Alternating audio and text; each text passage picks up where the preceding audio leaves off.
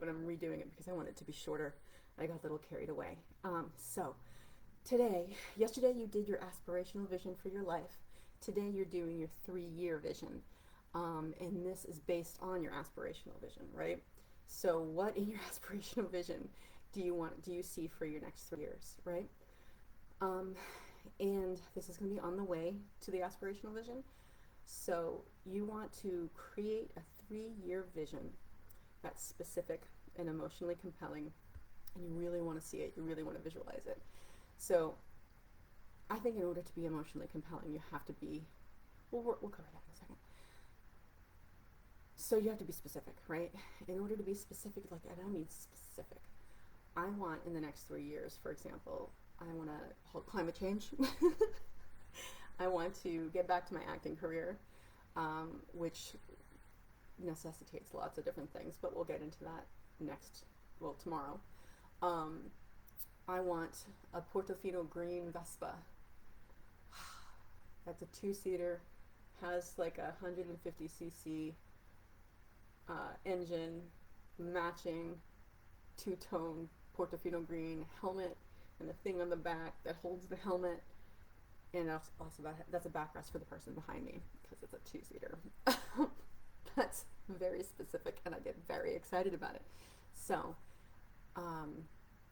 you have to get specific about exactly what you want, and it has to be something you want, not something you think you should want or something that someone else wants you to want. It has to be something you want, because otherwise you won't get emotionally connected to it.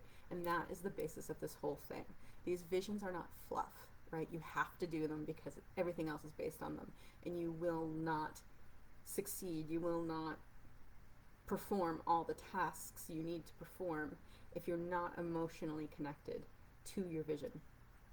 Because when things get tough, you're going to be going back to your vision, and it's going to be what continues to drive you. So in order for it to be that emotionally compelling, you have to be specific, and number 2, you have to really see it, right? It's a vision.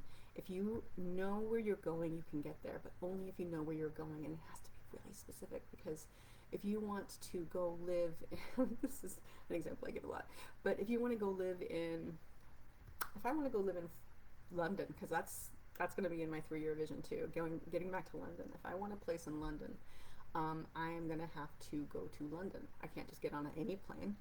I have to get on a plane headed for Heathrow. Even if I have to go through New York first, which I shouldn't have to, but you never know, it might be cheaper.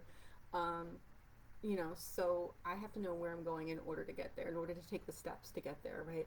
There's a lot that I have to do that, and that's in a different video. So craft your 3-year vision today, right now if you can. See it, get specific, see it, believe it, and only then will you get so excited that you get emotionally compelled, that like, oh, I have to do that, right? So whatever it is, make it big, make it bold, unless it scares you, and then we'll talk about that later, because I know some people who are watching this might not trust themselves, and we'll discuss that in a minute. So, big and bold, specific, visualize it, and make sure it's emotionally compelling. Write it down. If you want, share it. I'll be sharing mine later today. Hope you guys found that useful. Hope you're following along, and I would love to have some engagement and let me know what your plans are. For now, goodbye.